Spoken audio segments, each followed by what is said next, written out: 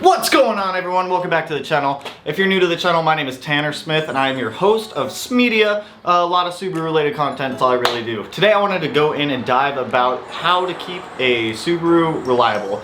I've had 7 STIs, I've made the mistakes of blowing some up in the past, and with this one I've gone to all the lengths that I am currently done to keep it as reliable as possible. So for today's topic, I'm going to break this up into different levels of reliability. We're going to have 1, 2, 3, and 4, or maybe just 1, 2, and 3. I don't know, we'll see how I do it on the whiteboard once we get to the whiteboard setup.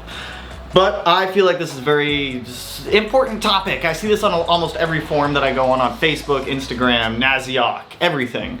And I am by no means a Subaru mechanical expert. I just have a lot of experience with these cars in the past. So we're gonna go over everything that I've done so far to keep this one as reliable as possible, what I have coming and what I have planned to further the reliability level. One of my goals for this car is to try to push as much horsepower as I can out of the stock OE block, which I'm gonna guess is right around 400-ish, with not being the most reliable, but we'll see what happens. So I'm gonna get this whiteboard hung up right here next to me. We're gonna start breaking this up into levels, and we're gonna start going over all of the things I've done to the car and everything I've got coming, and the things I haven't done. But let's jump into it and start talking about reliability.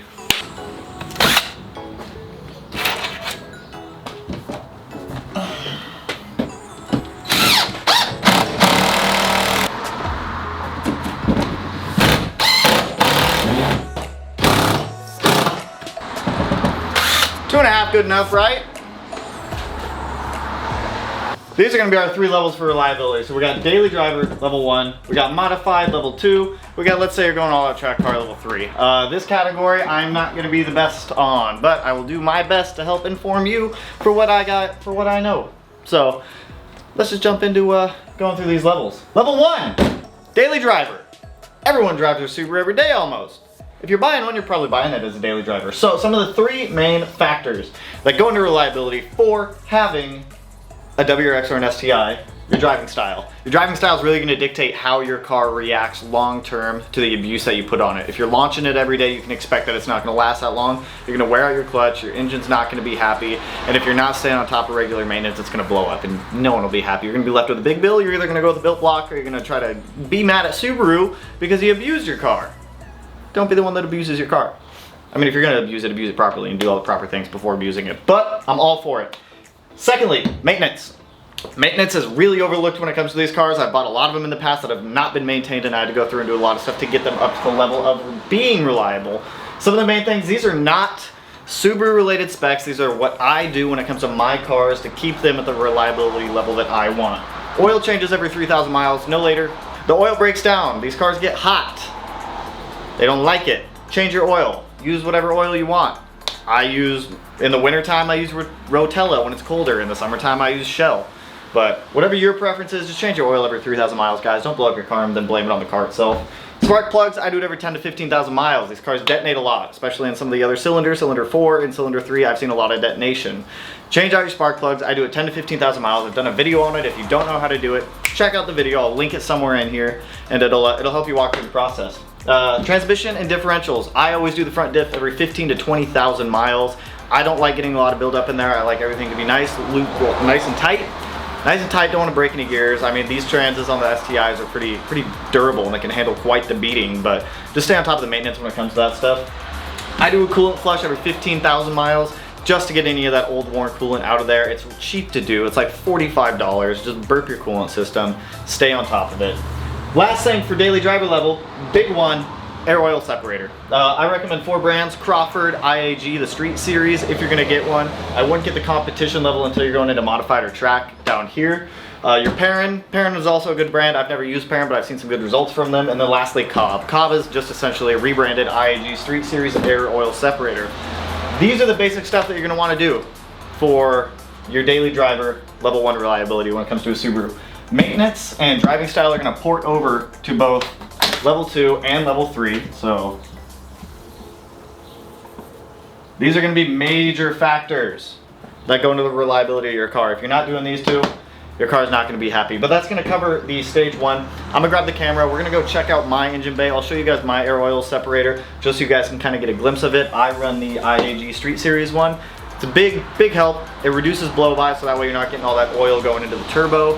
and it's not lowering the octane of your fuel once it's into the cylinder head and you're not getting detonation blowing up your engine. So I'm gonna grab this guy, we're gonna go look at mine, we'll come back over, and then we'll go into the level 2 maintenance stuff. Level 2 reliability stuff, what am I saying? So here's my air oil separator, mounts up to the back of the firewall. I run the IAG Street Series one. So essentially what this does is it reroutes your PCV system, so that way you're not kicking all of that blow by going back into the turbo inlet. It's just gonna end up recycling the oil back into the PCV system, and that way you're not lowering your octane in your cylinders. Don't blow up your engine, get one, well worth the money. It's cheap insurance for your car, and it really will improve the length and the amount of time that your car is gonna survive. So we're gonna jump back over to the whiteboard and moving on. Just like I was saying before, we've made it to level 2, modified. Here's where you're gonna start putting some of those power mods on your car. You're gonna want to go faster. You want to go faster. You want to be able to make it so your car doesn't blow up when you're going faster. Here's some of the basics that I would suggest you do. These are ones that I do on all of my cars. So, like I said, driving style and maintenance is both gonna port over. So pretty much what I said for level 1, same thing for level 2. Some of the other stuff, big one, oil pickup. I don't care what you drive. As long as it is a Subaru, swap out your crappy oil pickup, because these things are gonna crack. Your car's gonna starve oil. You're gonna have absolutely no good times after that. At all. At all. It's like, I'm gonna be honest, it's a pain in the ass to swap out, and if you're doing it, you might as well swap out the windage tray and the pan itself, since you have to take them off, which is gonna jump into the level 3 stuff, but it's good preparation for if you wanna make more power in the future. But the oil pickups, they really do crack. You're gonna starve your car oil and it's gonna blow up and you're not gonna have a good time. Your credit card, your debit card, your bank accounts, your wife, your girlfriend, your husband, I don't know who you are, but they're not gonna be happy with you that you're spending thousands of dollars fixing your car because it blew up. Secondly, radiator. Easy one to swap out. It's cheap also, you can get it for like 300 bucks. I run the Mishimoto X-Line one, no issues with it. It's not about keeping your car cooler, that's gonna be your thermostat, which I don't really recommend doing. It's not really needed unless you really wanna jump into it, but the radiator is gonna be a lot more efficient in cooling your car off when you are beating on it. I take my car to the track, I run Auto X, I'm gonna get into time attack this coming spring and summer, so I'm trying to prepare the car for that. Like I said, I also wanna make a heaps of horsepower out of the stock block if I can, but we'll get to that later on. So radiator, good one.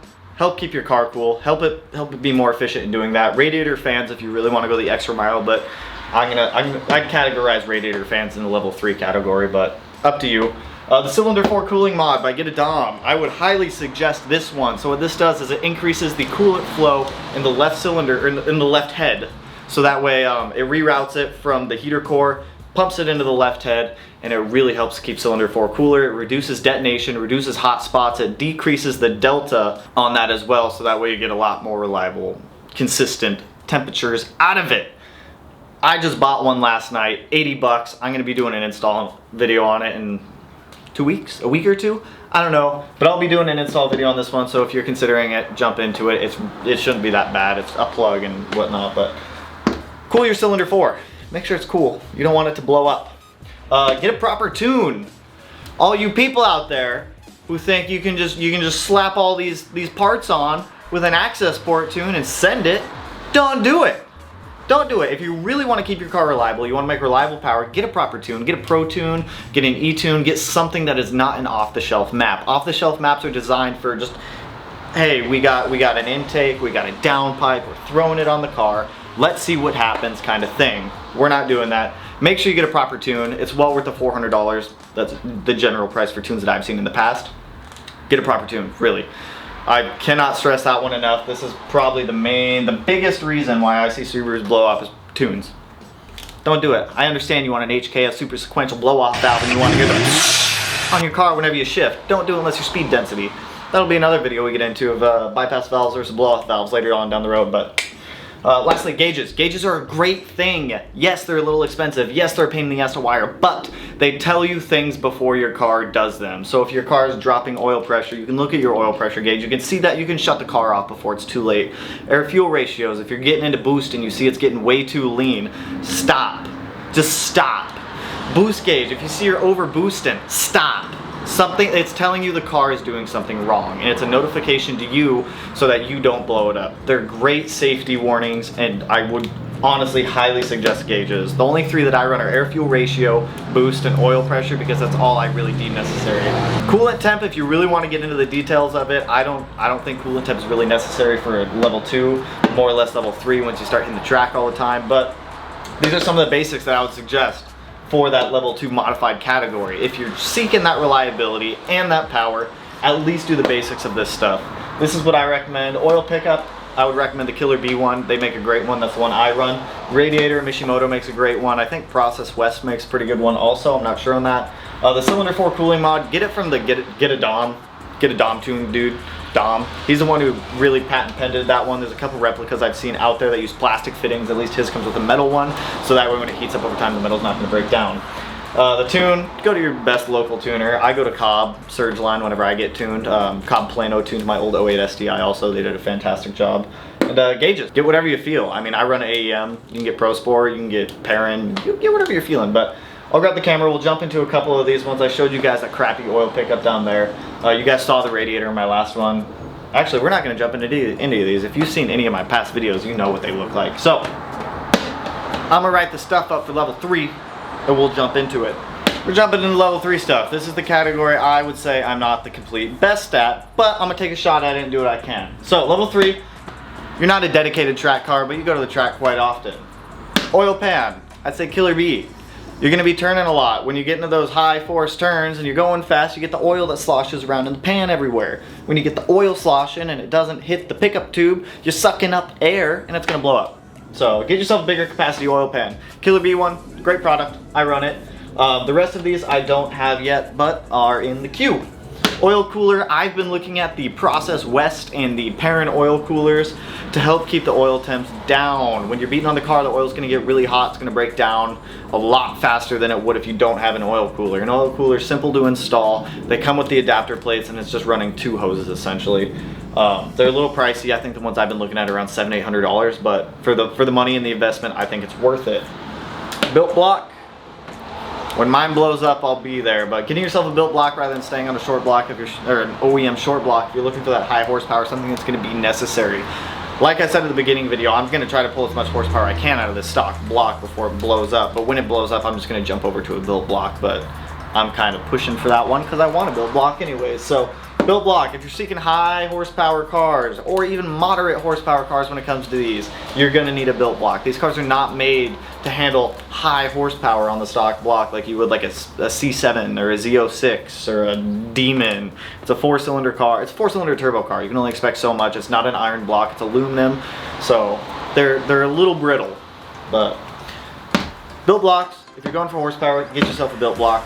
Lastly, the last thing I could think of for track on level 3 would be an external wastegate. It's going to take a lot of the stress off of the turbo. Some turbos don't even have internal wastegates and they only have external, which I am all for. I don't have one yet. I want one. As soon as I swap out the turbo on this, I'll be doing one, but I would highly recommend one of these. It's gonna increase the level of reliability. It's gonna pull some of that stress off the turbo and off the engine when you're beating on it, and it's really gonna increase the overall lifespan of the car. But with the level 3, everything that we discussed level 2 and level 1 are going to port over. Your driving style, your maintenance, all go into that as well. Maintenance is one of the key factors here. The biggest ones that I see that blow up Subarus are driving style, maintenance, and not having a proper tune.